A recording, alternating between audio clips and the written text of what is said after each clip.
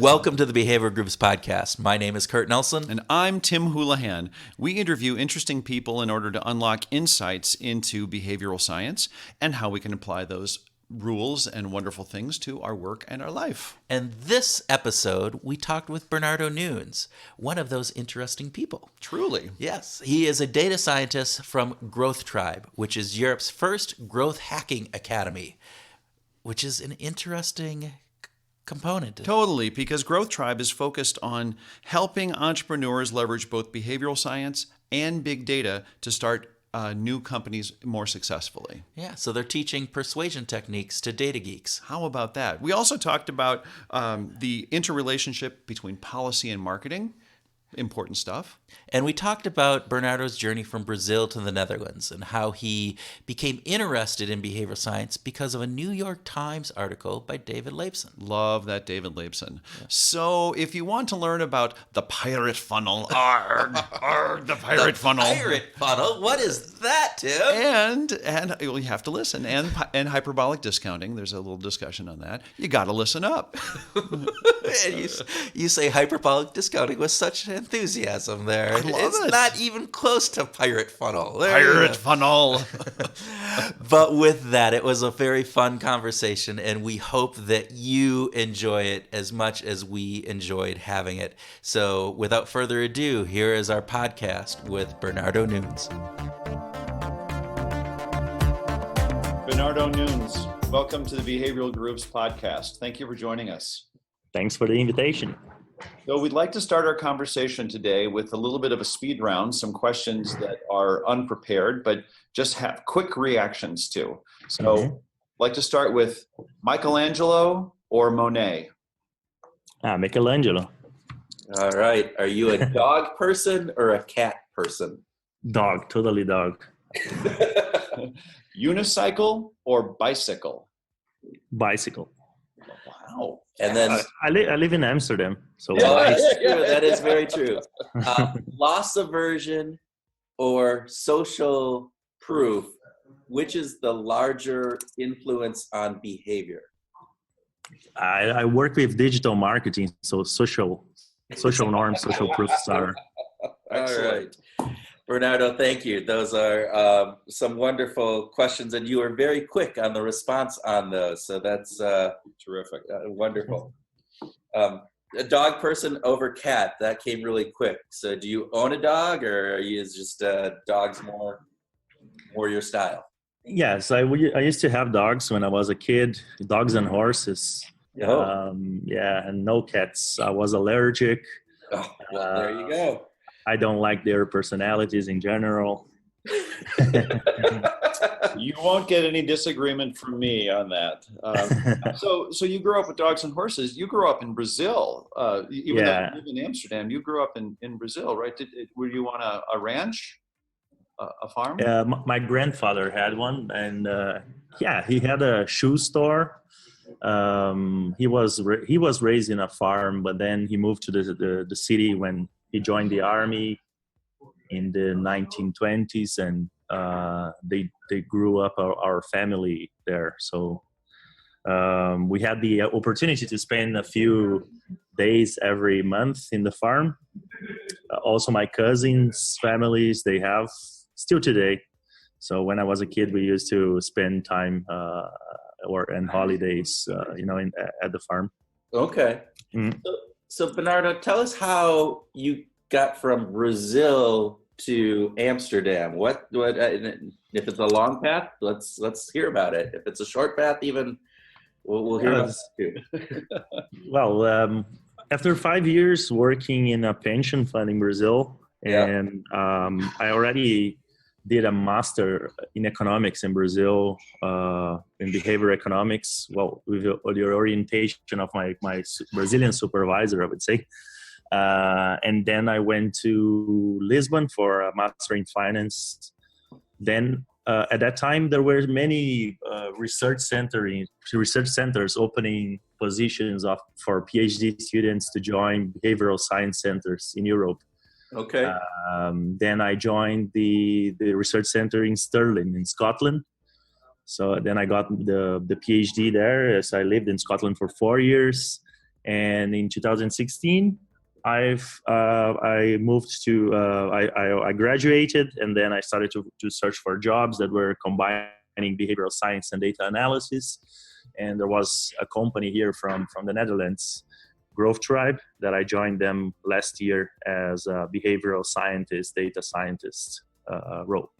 Well, tell us a little bit about Growth Tribe. Tell us what Growth Tribe is. It's not a familiar name, at least not in the States. So help us understand what Growth Tribe does. Yeah, so Growth Tribe, let's say the mission of the company is to empower, but to train people to gain skills rapidly, especially digital skills related with marketing automation, growth marketing, and data analytics. We are not a consulting company. We are basically a training company that tries to develop profiles that are more like T-shaped players. So they have a reasonable understanding on some topics that they can apply to grow their companies, basically. Help explain that T-shaped marketer piece, because you had sent us some information on that. Mm-hmm. Help our listeners understand what you mean by that. Yeah, so more traditional marketers, they have let's say a incomplete profile in terms of digital skills. So okay. They usually focus on creative marketing, and meanwhile a growth hacker will also have training in topics like coding and automation, behavioral psychology, and lean analytics, let's say. So the T-shaped market player is like a unicorn. You cannot find them. So one thing we do is we combine the 2 or 3 professionals from different companies that reach to us, okay. And then train them in these different skills. So they complete each other's profile without having to train one single person to acquire all those skills. And how long, is there a certification process that you go through to certify these professionals? Well, yeah, so we have an academy that lasts for 3 months, and usually we have 5 startups from the Netherlands, and there is a call for applications for participants. So in the last year, we got 322 applications, and then we selected 25 to match with the startups we are going to help in the next 3 months. Wow. Yeah, so some of them, they came from Canada. We have 5 from France this year, some from Italy, Belgium, 6 countries, and the rest are from the Netherlands. Yeah. Okay. Fantastic. That is just tremendous. So basically, you're teaching entrepreneurship, but not on a one person does everything. You're trying to break down the disciplines into meaningful ways to help these businesses grow. Yes, exactly. So it's quite hard to find nowadays these professionals that they know about coding and persuasion techniques and also traditional marketing. So it's better to combine them in teams, and many companies nowadays, they are applying this concept of growth teams instead of simply marketing. Okay. Teams, yeah. So how do you apply behavioral science in this work? What are some of the behavioral science principles, or how do you actually take those principles and apply them with what you're doing? Yeah, so in growth hacking, there is one intersection, which is quite interesting intersection between the data analytics and behavioral psychology, which is called conversion rate optimization. So marketeers, they think about the customer journey as a funnel. So it starts from awareness and ends up with referrals, for example. And in the middle, you have retention, acquisition, activation. Think about when you install an app to your smartphone. You go through all this process, right? You know the app, and then you start to refer to other friends if you like it. So in the middle, you can apply all the techniques related with recency, scarcity, social norms. And these are, let's say, persuasion techniques that you that have been proved to be very solid influencers of consumer behavior. Right. And in recommendation engines, there is a very interesting application of the use of psychographics to match people's personality traits to the products that they would like to buy, or the ad that you create to target them. Mm-hmm. So because I was trained in the public policy during my PhD, I always thought that it's the same principle. Some of these techniques, they work with your system 2. Some of them they target your system 1. Some of them are more educational, and they target on in an advisory perspective, and some of them are more nudge system 1 techniques. So these two I would say are the main applications: the use of persuasion techniques and personalization at the individual level. Tell us a little bit more about the persuasion techniques. What are the things that you're teaching, that you're trying to help your students gain for who are they trying to persuade, and what are the techniques that you're using? Yeah, so in my opinion, the most typical example is from the traveling industry. And this is how we teach the most simplistic examples to them.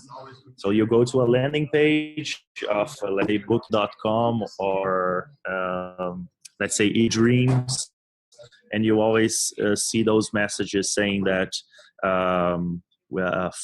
40 people are looking at this product at this moment. Yep. There are only 4 rooms left in this hotel. So these are all related with scarcity, recency, urgency messages, etc. And those act in a persuasive way then on the viewers. Yeah, so there is a white paper from this company called Qubit. Yep. That actually has made a meta-analysis with thousands of experiments, digital experiments, and they show that these are the most efficient techniques to push customers to conversion. Yeah.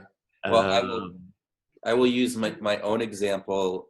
I'm looking to book a vacation for our spring break. My kids have spring break in under a month now, and we're trying to do a ski trip, and we're going out on vacation vacation rental by owner. Mm-hmm. and exactly that. And I was saying 32 people have looked at this site in the last 24 or 48 hours. Exactly. Again, you get that, oh, I better book this before somebody else is booking it. So that scarcity component that comes in, Cialdini, on all of that. And I know it. I mean, and this is one of the pieces that I think we talk about a lot, is even mm-hmm. though I know that they're applying that pressure to me and that I should just ignore that, it still takes into place. I actually, brought my wife in last night really late saying, you got to look at this because we might need to book this right now. We didn't, but the effect happens on us, on our brains, regardless of. Exactly. Yeah. Well, this is particularly interesting, Bernardo, that you're helping entrepreneurs, you're helping startups gather the tool set by assembling the right people together. So the behavioral element, where's that come into the training? The behavioral psychology, the conversion rate optimization. Where does that actually come into the training? Yeah, so of course they have some previous use cases before they actually they actually perform an exercise. For example, they can create a landing page using tools that do not require coding, like Instapage, etc. And then you also learn how to create a chatbot, for example, that will show these messages while they visit the web page for the first time. So there is one part that is, let's say, the use case, then some small theory, and then an exercise. And after the exercise, discussion of the results, basically. It sounds like something really great's happening there in the background. Yeah, so it's just one course here that is finishing. I was thinking, well, are you getting applause for? No, sorry for the noise. It's just that there's a course here that is. No worries. No, that's great. But you talked about you call it the pirate funnel. This idea of moving from awareness to acquisition, activation, retention, to revenue. How did it get the name the pirate funnel? Well, this is so some marketeers, they created this name. They like to create catchy names. I would just call it the marketing funnel or the conversion funnel. It's basically you have metrics that will map each of the steps of the funnel. That will help you to find the metric that really matters for your business, and then you try to optimize that metric. Yeah. So tell us about the results of some of the students that you had through and the startups. How are they doing? What kind of data are you collecting on these organizations as you after they get launched and get up and running? Yeah, so let's say in the local market here where we concentrate our efforts, we have placed almost all of them. They were not actually students. Some of them, they are professionals that already have a company or they work for an organization. So if we concentrate on the results of the academy, most of them are working in growth marketing, and they had the growth in companies around Amsterdam, Paris, Belgium, etc. Right. That's terrific. Yeah. And do you have? On our website, we have the precise numbers, the metrics that we follow on this. So it's quite easy to go there, and if someone is interested, there's a lot of information. Which companies do we already train, etc. Okay. That's great. We'll make sure that we post that link in the description.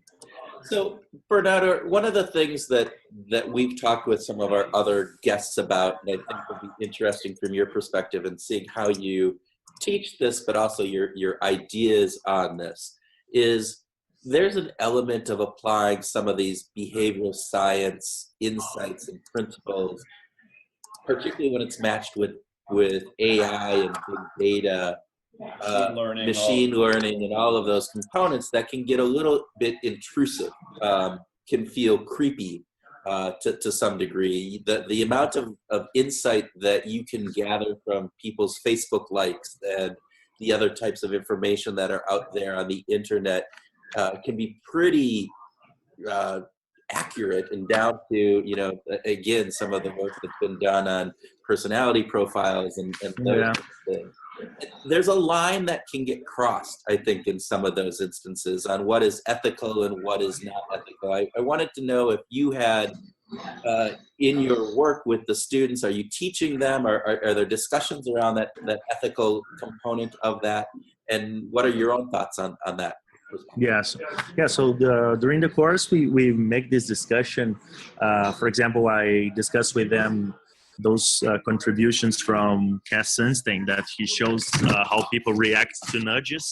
Yeah. So they need to be very careful when they use these tools. Sometimes people have different, let's say, opinions, and they should also inquire their customers about these things. So, for example, if you use a language that is more educational, people tend to share more information with you. So let's say a fintech firm that has a portfolio of products, and instead of just selling people the products, you can create a platform that, in a way tries to educate them on those matters, and then they tend to share more information with you. And the other thing we do is we discuss these recent results from a paper from Sandra Metz and Joe Gladstone about that says that money buys happiness when your spending matches your personality. Okay.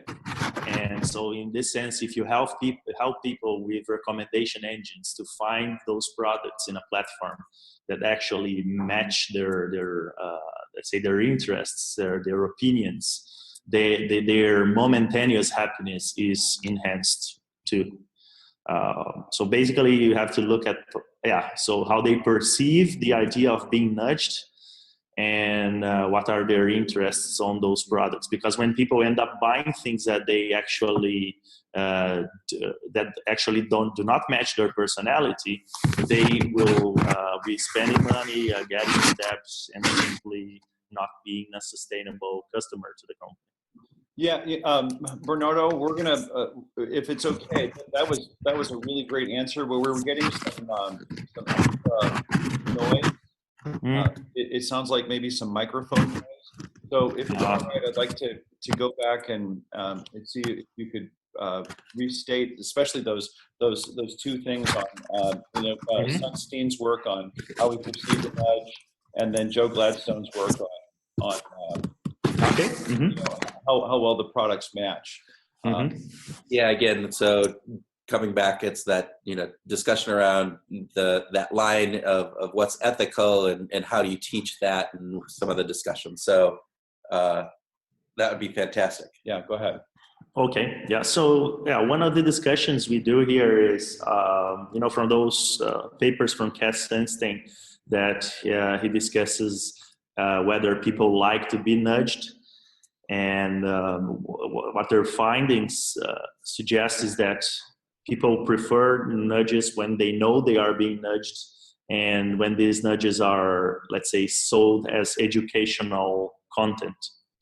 And the second thing is that we do is that we discuss the results from that paper from Sandra Metz and Joe Gladstone. Okay. That says that money buys happiness when spending matches the personality of the consumer. And so the idea is that if you have a recommendation engine, for example, that helps people to find those products that fit their interests, their opinions, they will have a boost in their momentary happiness. Okay. And so you're using the psychographic kind of insights in order to have a better response in some of the suggestions of what a new product would be in various different things. And so using that to help people be happier. Yes, and one of the big things in psychographics is that most of the companies nowadays they will use recommendation engines anyway, right, but they don't use any kind of personalized service, or they don't use the psychographic information to personalize the content. And this can be very valuable, especially for financial services providers, because you are taking into account the risk, the amount of information that the person wants to receive. Some people prefer to get lots of information. Some other people, they prefer just to get a report at the end of the quarter, etc. Okay. Yeah. What happens? So, and I know in one of your presentations, you used some of the insights from Cambridge Analytica, where they're taking Facebook likes and applying the big 5 factors into that, and using that from a political persuasion perspective. Do you guys have any discussion about where some of those lines might be crossed? Like when you're sending, targeted messages or various different things that are operating at probably levels that people themselves don't even understand. Is there again, I don't mean to push you on this line of ethics, but I think it's an important piece that we've had conversations on, and it's interesting to me. Yeah. It's fuzzy. And at this moment here in Europe, there is a big discussion because the regulation is going to change soon in April, we will have the GDPR rules, which are new general rules on how we acquire information from users. So basically, marketeers, they use here the opt-out strategy. That is very famous from behavioral science. Yes, it is. And nowadays, they will have to move to an opt-in. So users, they will have to flag a box if they want their information to share. And when every piece of information you acquire, you'll have to explain the purpose, etc. Wow. Together with this, in the UK, there are the open banking rules, which sometimes have some kind of let's say, cannot be combined with what the GDPR rule says, because they want to increase competition, but at the same time, they also make it even harder for banks and other service providers to acquire information from the users. So yeah, that's true. Cambridge Analytica is a use case we discuss in our course, specifically because they use the Ocean, the big 5 personality traits inventory. And this is the inventory that we, let's say, start the discussion because it's the most famous, the most general. We end up discussing other inventories like the DISC. Yep. And we also teach them how to uncover the psychographics that are specific for their audiences, or with experiments or with a survey. Then it depends on how prone are your users to respond to the survey. Yeah. Well, I'm glad you didn't say that you use the Myers-Briggs, because I would have had a little. No. But we all learn from that, huh? Yeah, we do, and there are uses for it, although there's a lot of issues with some of the validity and repeatability of that. But again, Big 5 for some of our listeners who don't know, it's the Ocean model. So it's openness to experience, conscientiousness, extroversion, agreeableness, and then neuroticism, which is actually just a nervous. It's probably not a good way of describing it, but it's a personality profile that is used and is probably, at least in the last 20 years, has probably been the most highly thought of in the psychology world as being probably the best overall predictor of your personality. So recently I responded to the questionnaire that Jordan Peterson published last year. And I liked because he breaks the big 5 into 2 main facets. So, for example, conscientiousness is split into orderliness and industriousness. And in I always thought that I usually score highly in conscientiousness in any big 5. Yeah, but I'm not very orderly person. So the way we explain this is because I score very high in industriousness, not in orderliness. So you even within the big trait, and that's why they are called big. You might have a score that is not symmetric with the other facet. So Bernardo, who was that again? Because I'm unaware of that. That sounds very fascinating. Yeah, it's Jordan Peterson. He's a professor at the University of Toronto. Okay. And he has some website now that he provides a service that you can test your personality. And then he also has a program that you can follow. It's like a mass psychoanalytic service. Okay. Yes, because he's a clinical psychologist. And I used the Big 5 in my dissertation, so I'm interested It's in great that. stuff. And University of Toronto seems to be gathering some really great minds. Nina Mazar is there. Yeah, also in AI. Yeah, it's good stuff. I wanted to jump back, and we talked a little bit about your path going from from Brazil to Lisbon to Scotland to Amsterdam. What was it that inspired all of this interest in behavioral science? Well, it was when I was still an undergraduate student. But there was an article that was published in a Brazilian newspaper, translated from the New York Times, talking about David Laibson's research on hyperbolic discounting. Oh yeah, yeah. And I just had at that time the let's say microeconomics, the second course in microeconomics. So we were discussing intertemporal choice, and I was comfortable with the exponential discounting model, but still, it was not, fitting very well. And I knew people, they had difficulties to stick to plans, and we could have self-control problems. So I read that article, and then from then on, I started to read other papers. There was no book at that time. I remember the first one that was available in Brazil in English was Behavioral Game Theory from Colin Cameron. Oh. And the judgment and heuristics and biases from Kahneman. Yeah, it's like a big book with that paper. So I ended up reading those, and I think this was 2001, and then Kahneman won the Nobel Prize a few years later. Yeah. It changed the world. For those listeners who might not be familiar with hyperbolic discounting, could you just share an example of hyperbolic discounting?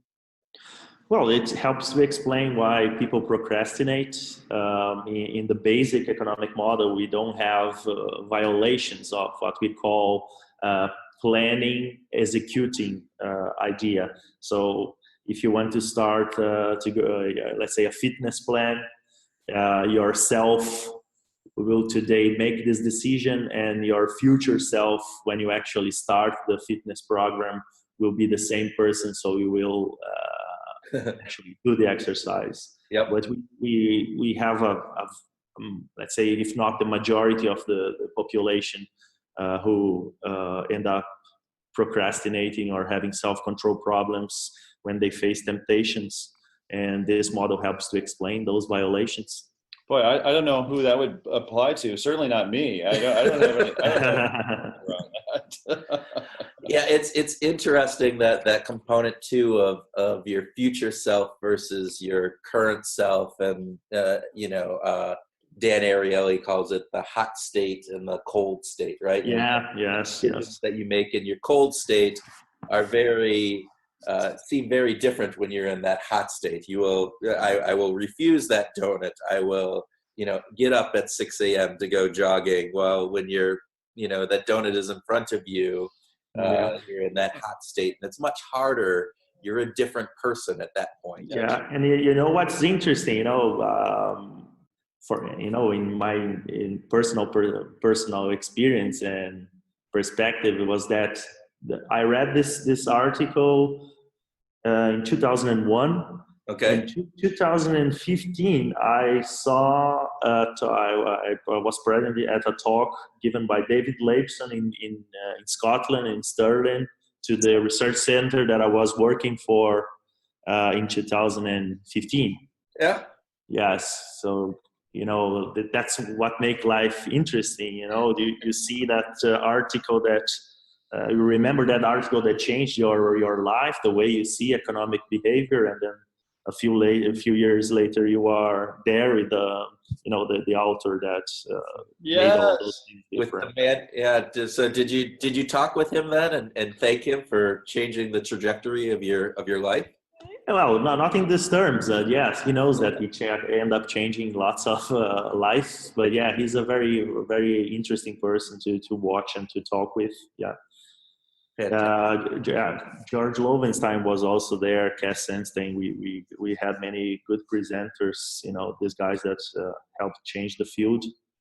We should talk about George sometime. I've had the privilege of doing some work on goal setting, gender, risk, and confidence with George over the past 3 or 4 years, and he's really a joy to work with. That yeah, is that's true. So Bernardo, if you had a crystal ball, what do you think is going to be the next big thing in the world of behavioral science, or where is that next cool thing coming from? Yeah, so nowadays I still teach some courses in behavioral science, Okay. and I think we got a lot of training in experiments, but we still lack some training in things like predictive analytics and clustering. It's basically using this machine learning algorithms from what's called supervised and unsupervised learning. So I think first, universities, they will have to start merging behavioral science with more data science or data analytics disciplines. Yeah, this is one thing I think definitely will have to happen. Even if you look at the behavioral insights teams, they are moving to this direction. Not only RCTs, but also looking at predictive modeling, etc. That echoes a conversation that Kurt and I had recently with Saurabh Bhargava, who actually, I don't know if you know Saurabh, but he is a close associate of George Lowenstein's. And Saurabh talked at length about how many decisions that we face today are very complex. And people would benefit from having sophisticated algorithms assist in the decision making. Because some things are just too darn difficult to manage on our own. In the U.S., healthcare is an extremely complex and difficult set of decisions to make. So, yeah, exactly. Recently, here, one of the startups we helped is a mortgage advice company. Okay. Yeah, so this is a company that first people have lots of incentives to share their information because they help them to apply for a mortgage with a bank. They are not the bank, they are the advisor. Okay. So this is perfect for a predictive model, for example. Are they very likely to get a mortgage? Which bank should they apply for the mortgage, etc. And even how to summarize the documents, these kind of things. In marketing, for example, we use predictive modeling a lot to predict these steps of the marketing funnel. So which are the users that are more likely to convert? Which ones are more likely to be retained, not churn?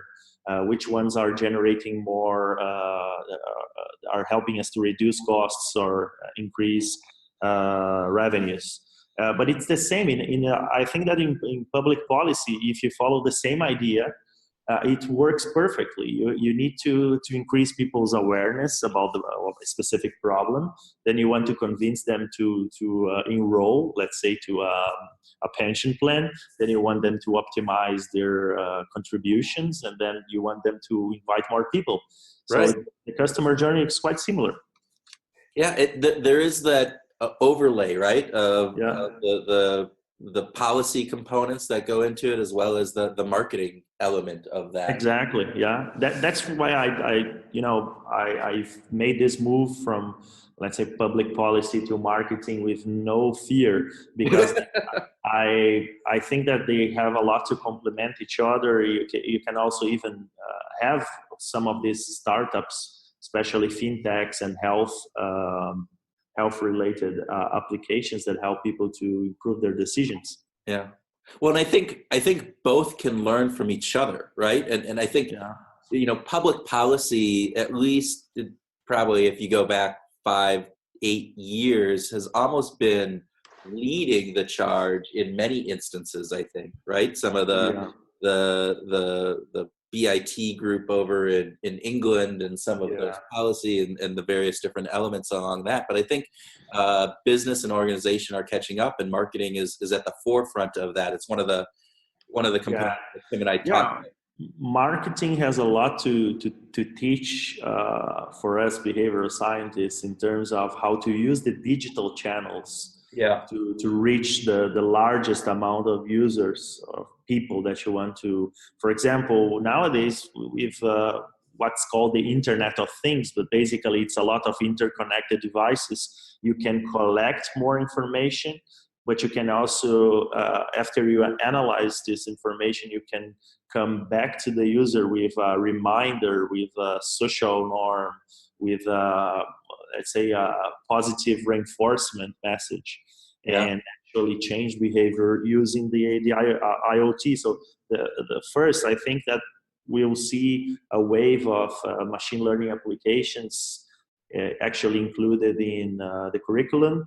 And when they reach the job market, they will have to learn how to create this automated digital channels to communicate with the users.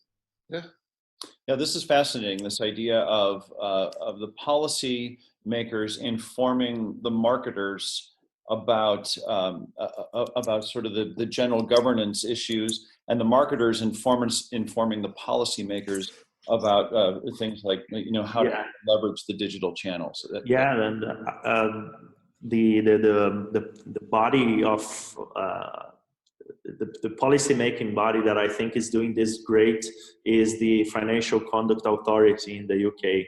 They have a department called Data Science and Behavioral Science team unit. Yeah, so basically they combine this idea very well. This is what we try to do too here in our framework. We have a framework that is called the GROWS process, GROWS. And basically is we start from this marketing funnel, and then we have an experimentation process that goes on and on, including all these things, experimentation, predictive modeling, understanding the users using clustering, for example, clustering algorithms, and applying the behavioral psychology knowledge to push them to change their behavior. So on that, do you see organizations, because one of the things, that at least in public policy, they always are conducting those A/B tests or various different experiments to prove their assumptions, right? And that less in organizations, but I don't know if I'm just an outlier on that. Are organizations willing to do those experiments? I think it's easier in the digital realm. It's more there. Yeah, it's easier in the digital realm because marketeers are accustomed to do, as you said, the A/B tests with landing pages and website layouts, this kind of things. Yeah.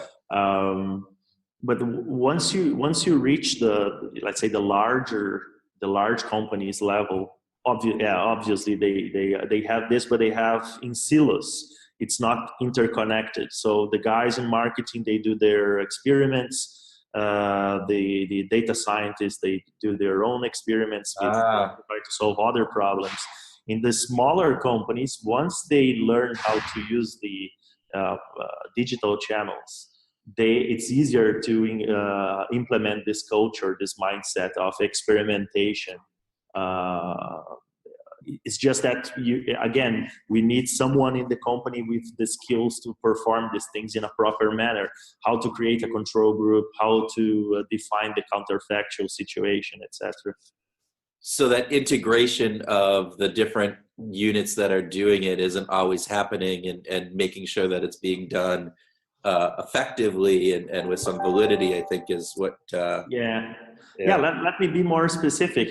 Take the example of a large company that you have very good data scientists, you have very good UX designers, and you have marketeers. Right. So if the company is going to launch a product, they should, minimally be interconnected. Otherwise, you don't know how you will collect the data later on. Because the UX guy forgot to include touching points in the product. Yeah. Marketing person knows what are the pains that the consumer has, and cannot have a reasonable conversation with the data scientist, who is a guy that is very analytical but has no business awareness. All right. How common do you think is the mindset of experimentation in the business world?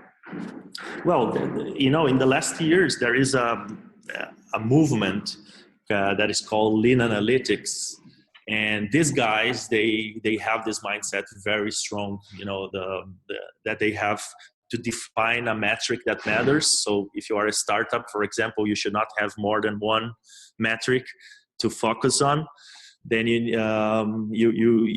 need to implement lots of experiments to have you have many fails, but you will probably end up having big wins on the way. So yeah, the startups, they are quite strong on this.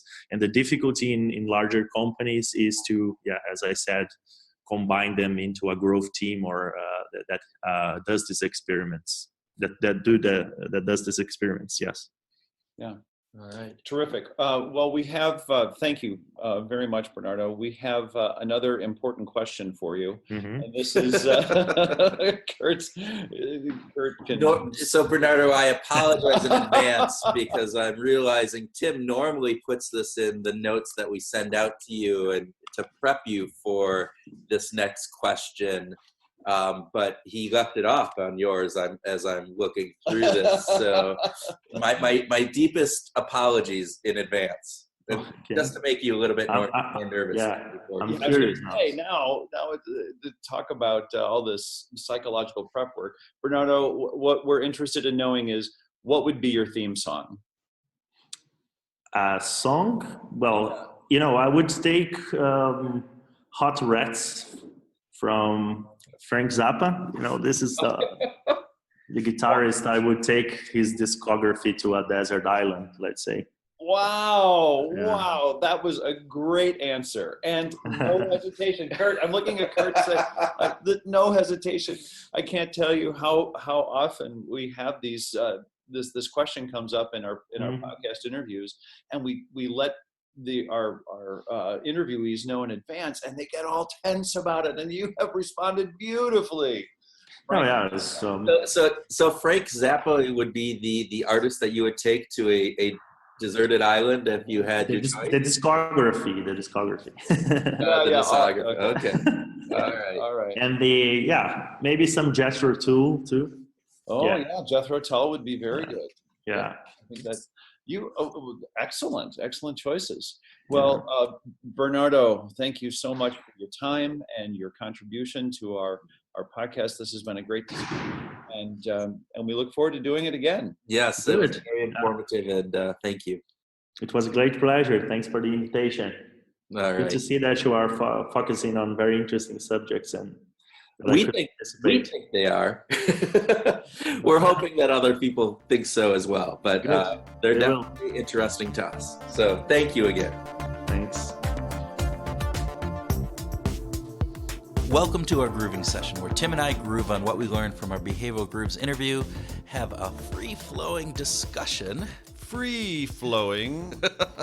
Total libertarians when it comes to free speech. Yes, and although it's usually not so free because we always end up around music. Oh my gosh, how does that happen? So Tim, tell me, what did you think about what was interesting from Bernardo's conversation? Oh gosh, so much was interesting. Just learning about Growth Tribe, this idea of having an organization that empowers humans to rapidly gain skills in a fast-changing world was just wonderful. I just love that. I like their model. It's like cool. They have they're solving issues for clients, and they're educating people on how to do that and bringing people together to learn all of those skills as kind of a group. And so I thought that was fantastic. Yeah, he also talked about awareness versus activation in this conversion rate optimization. And I thought that was he's got for being a data scientist, he has a very marketing focused approach to his work, and I appreciate that for all the years that I've spent in marketing myself. Yeah, it really is. He has that viewpoint of looking at things from that marketer's eye. Yeah. And bringing in some of the marketing components into that data science, and I think that's part of what they're trying to do at Growth Tribe, right? I think it's taking a larger holistic viewpoint. So it's not just the UX design, it's not just the actual programming component, but it's taking into all of the accounts of how the consumer interacts with those technology pieces. Yeah, I think that's important. I like how he's approaching it from. We talked about ethics. We seem to always end up in an ethical discussion to some degree. And Bernardo was a guy who seemed to think really carefully about this, about the ethical components, about what's going on. Not just in the silly naming conventions of their pirate funnel, but also in silly. That pirate funnel is a absolutely fantastically good name. It was good. But he's also concerned about the sort of the persuasion techniques and technology, and is paying a lot of attention to that. And I felt like that was a really good place to be. Yeah. And I think all of that is, again, we hear it over and over and over again, but the impact that behavioral science can have on the consumer. And we've talked about this, that that has been where behavioral science has really taken off inside the organizational world, right? Is on that consumer facing side, much more so than on the inside, on that inside of the organization. And I think you can see the reason why, because it can have such an impact, right? And that impact is directly related to most organizations' bottom line, or their top, actually probably more their top line than that bottom line. So when you think about it, it makes readily apparent sense that that's where it kind of gets its foothold within the organizational world. But I like that he's taking it and really thinking through some of those ethical implications of it. Right. That I think he said something about policy and marketing going together. Mm-hmm. That policy should influence marketing and marketing should influence policy. And I actually like that kind of symbiotic approach. It's going to be interesting to see how the EU rules, these new regulations around data manipulation, are going to impact either the effectiveness of marketing, or, of course, it also leads to questions that I have as to, well, are there going to be people who say, well, the rule is this, and I'm going to skirt around the rule by doing this so I can still achieve my little devious ends? It's always the how do I game the system, right? And what are the ways that I can but the intent versus this is the rule of the law, but I can get around the rule, but it's the old if you're not cheating, you're not trying kind of thing. Is that where you think that some of that lies? I don't know. I found his entryway into the behavioral science, that interest that was of a New York Times article. To get him in from David Laibson, right? Or who was it was Laibson's article. And his work on hyperbolic time discounting and all the kind of stuff that he does. Yeah. So I think there's I just found it interesting that a New York Times article is the impetus for his entry into this. Well, and how do you go from just being a guy growing up in Brazil through let's see, he's in Amsterdam now, and he went through Stirling, England, on the way. In Switzerland, right? He was in Switzerland for a time, and Portugal. It's just amazing. Actually, it's really quite a journey, and I really enjoyed hearing that. He also brought up something that we've heard in some other conversations that isn't so much about the ethics of using big data, but the value of using big data and algorithms to help make better decisions. Yes. Like we talked about mortgages and this idea that as a consumer, if more relevant data was brought to me, that a machine learning tool could help advise me on what a better mortgage would be because of my personal circumstances, that's really cool. There's something that about that is very appealing to me. Right, and I think the appealing part is even expounded upon when we think about our conversation with Charlotte Blank, and some of those rules of here is why we're making these recommendations, so it's called out, so it doesn't. So it's not creepy. It doesn't feel creepy. Yeah. But again, our conversation about just the cognitive overload that you can get these days, health insurance market that we're going on, and fact that we ended up getting a broker to help us with this. So it's complicated. Yeah. And for a decision that is complicated and infrequent, I like the idea of living in a world where we could get assistance from algorithms. Of course, that puts a lot of burden on the people who are writing the algorithms. Yeah, and making sure that those algorithms are actually, in fact, trying to or achieving what you're setting them out to do, which that could be that could be tricky. It could be tricky. Absolutely tricky. But yeah, I thought overall this was a fascinating conversation. I've been following Growth Tribe subsequent to the conversation, and I'm amazed, and they're doing some really cool stuff. Yeah. So yeah. Okay, let's talk music. All right. Okay. So what? Let me ask you this. So, are there any bands from the Netherlands that you're a fan of? I do not know of any bands from the Netherlands that I at least that I know that are from there. How about you? Let's just trail back. How about Brazil? Okay, you're making me seem very ignorant. Oh, sorry. Okay. But no, I don't even know of any bands from Brazil. Okay, sorry. Are you going to keep going? Or are we going to go, well, how about England? England, hey, I know some English bands, all right? Okay. Well, what would be a favorite English band? Oh, come on. I know there's so many. Come on, you think... Depeche Mode, New Order. We're going back to those 80s days. Psychedelic Furs. That new wave kind of component coming in there. Flock of Seagulls. No, really? I thought they were cool. Yeah, they had the hair. Yeah. Absolutely. Depeche Mode. Depeche Mode. Psychedelic Furs. The Cure. Oh, The Cure. Yeah. Yeah. So. Yeah. What about Clash? Is that a little Clash? Clash. That's the. I love how the Clash took the punk and mixed it with some of the ska and kind of came up with their own. It's one of my wife's favorite bands, so I listen to it quite a bit. Wow. Police. Well, Police. of course. Police is not that same genre, but I do like the Police. So. And there's only 2 Brits in the band, so 2 of the 3. So. Oh, I didn't know who isn't. Andy Copeland, the drummer. He's from the U.S. Yeah. I had no clue. Yeah. See, ignorance. Andy Summers is the guitarist. Stuart Copeland. Forgive me. Oh geez, my gosh! I just committed a mortal sin.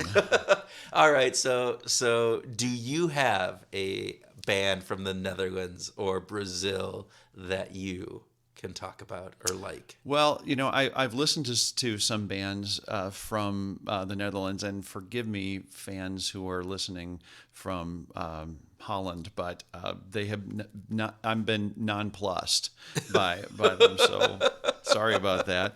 But Brazil, I go back to Jobim and the bossa nova, the creation of bossa nova. I mean, "Girl from Ipanema" is one of the best-selling records of all time, and it was Carlos Jobim, just masterful work on guitar and creating a sound and. Absolutely changed. It was a super influence. It was a highly influential piece in my life, and his work over the years with Stan Getz was just remarkable. Frank Sinatra, his Jobim did some collaborations that were just remarkable. See, the what I like about this musical component is not so much my input into this because it's really relatively small, but the knowledge and the absolute depth of your knowledge that I learn every single time we do one of these. So thank you, Tim. I appreciate that. There isn't any sarcasm in that? No, actually, there is not sarcasm. This is if Todd Fonseca was here, he would look at me and say there's no micro expression of sarcasm there at all. Okay, well, thanks for listening. Check us out on any kind of podcatcher that you get your your podcasts from, and please give us a good rating. We are always looking for good ratings, and I know this is not like a automobile dealership where, if it's not a 5, we fail. Give us a good rating, and give us the rating that you feel that we deserve. What do you mean? Should we be guilting our listeners? I will feel heartbroken if there's not a 5. You'll make me cry. Actually, give us whatever you want. And share, please. And share, please. With 2 friends right now from one of the 42 countries that we're not in. How about that? But we're only in 42 countries. In one of the 140 some countries that we're not in. There you go. Yeah. All right. So with that, I think it's time to wrap this up. That sounds good. Thank you for listening. Take care.